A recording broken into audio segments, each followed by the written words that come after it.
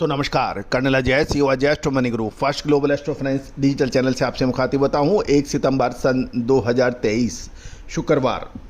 दोस्तों, दलहन पर लगातार अपडेट और विश्लेषण देने वाला देश का पहला चैनल।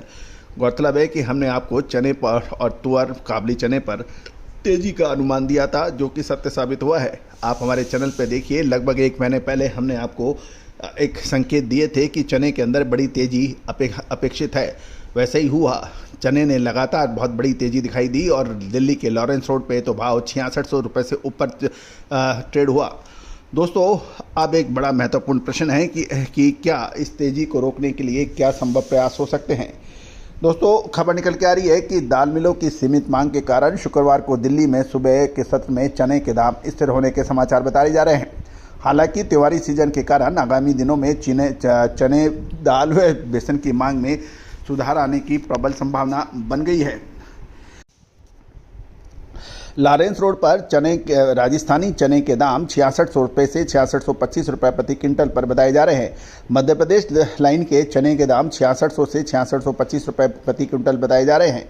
चने की दैनिक आवक दिल्ली में शो बनाते समय 10 मोटर की खबर आने लगी है और पिछले कारोबारी सत्र में 5 मोटर्स की आवक की समाचार थे। यदि हम व्यापारियों की माने तो चने में जहां स्टॉक की बिकवाली कमजोर है, वहीं बढ़ती हुई कीमतों के कारण मिलों में जरूरत के हिसाब से ही खरीदारी हो रही है। नाफेड चने की बिक्री तो कर रहा है, लेकिन नेफेड ऊंचे दामों में टेंडरिंग हो रही है। यदि हम बाकी देश के दूसरे हिस्सों में देखें तो नागपुर में चने के भाव 6300 से 6325 के भाव बताए जा रहे हैं। साथ साथ यदि हम बरेली उत्तर प्रदेश में देखें तो मसूर मोटी 6750 से 6775 के भाव है और छोटी मसूर के भाव 7800 के भाव हैं। साथ साथ राजकोट में देखें, चने देशी का भाव 5900 से 6000 रुपये के बताए जा रहे हैं और कांटे वाला चना जो है वो 6300 से 6500 रुपये के भाव बताए जा रहे हैं। राजकोट गुजरात में चना डॉलर काबली 16000 से 16500 के भाव बताए जा रहे हैं। दोस्तों, साथ साथ यदि अमरावती महाराष्ट्र में देखें तो चना 5800 से 6050 रुपये के भाव बताए जा रहे हैं। लातूर महाराष्ट्र में चना विजय 6000 से 6350 और अन्नागिरी 6000 से 6350 बताया जा रहा है।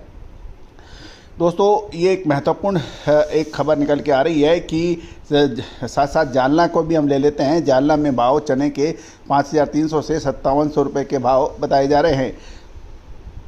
अब एक महत्वपूर्ण खबर ये है कि चने के दाम बेताशिया तेजी दिखाई दे रहे हैं और अब आगे त्योहारी सीजन भी बाकी है और लगभग 15 दिनों बाद त्यौहार सीजन और डिमांड और बढ़ने की संभावना बनेगी।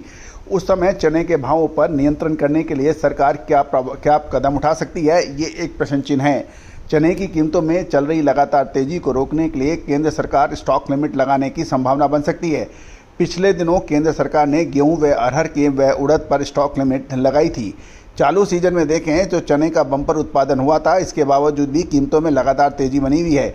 गौरतलब है कि सरकारी आंकड़ों की बात माने तो चना और काबुली चना दोनों के संयुक्त आंकड़े जारी किए थे। इसमें देशी चने की उत्पादन क्षमता से जो घोषणा थी उससे कम होने के समाचार हैं और इसका उस वक्त भी जब ये घोषणा हुई थी उस वक्त भी हमने कहा था कि देशी चने की जो पैदावार, जो चने का और काबुली चने दोनों की ये पैदावार बताई जा रही है, इसमें एक प्रश्न चिन्ह है, जिसमें देशी चने की पैदावार उतनी नहीं हो पा रही है जितना एक प्रचारित किया जा रहा है और वो देखिए और वही अब सामने आपको नज़र आ रहा है।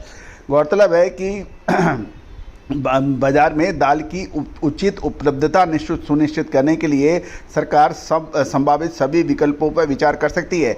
गौरतलब है सरकार के पास केंद्रीय पुल में 25 लाख टन से ज़्यादा चने का स्टॉक है, जिसे बाजार को संतुलित करने के लिए उपयोग किया जा सकने की संभावना है। यदि हम ताज़ा स्टैटिस्टिक या डाटा के अनुसार देखें तो चने का खुदरा मूल्य 75 से 78 रुपये प्रति किलो तक बढ़ने के समाचार हैं। साथ ही मंडियों में चने की कीमत न्यूनतम समर्थन मूल्य यानी एमएसपी से अधिक है। चने का एमएसपी 5350 रुपये प्रति क्विंटल है, जबकि दिल्ली के लॉरेंस रोड में इसके भाव 6575 रुपये से अधिक के भाव बताए जा रहे हैं।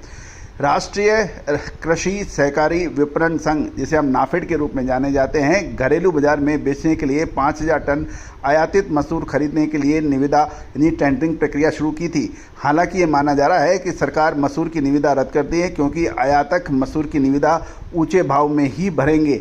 अब एक महत्वपूर्ण ये रहा कि सरकार चने के दाम बढ़ते हुए दामों को रोकने के लिए क्या संभव प्रयास कर सकती है।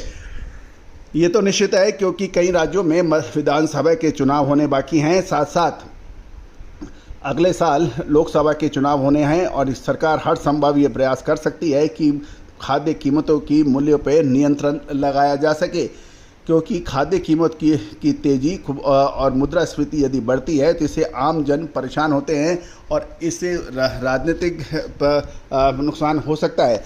तो अब देखना ये है कि सरकार क्या संभव प्रयास करती है। दूसरी तरफ यदि हम आयातित चना देखें, चाहे ऑस्ट्रेलिया का हो या अफ्रीकन कंट्रीज़ का हो, वो भी अभी पड़ते में नहीं बैठ रहा है, क्योंकि उनके दाम ऊँचे हुए। यदि मौजूदा समय में सरकार ने चने के आयात पर आयात शुल्क लगाया हुआ है। ये भी एक महत्वपूर्ण बिंदु है कि नाफेड चने की बिक्री लगातार दाम बढ़ाकर टेंडरिंग हो रही है, जबकि चने के उत्पादक राज्यों में चने का बकाया स्टॉक पिछले साल की तुलना में काफ़ी कम होने की संभावना है।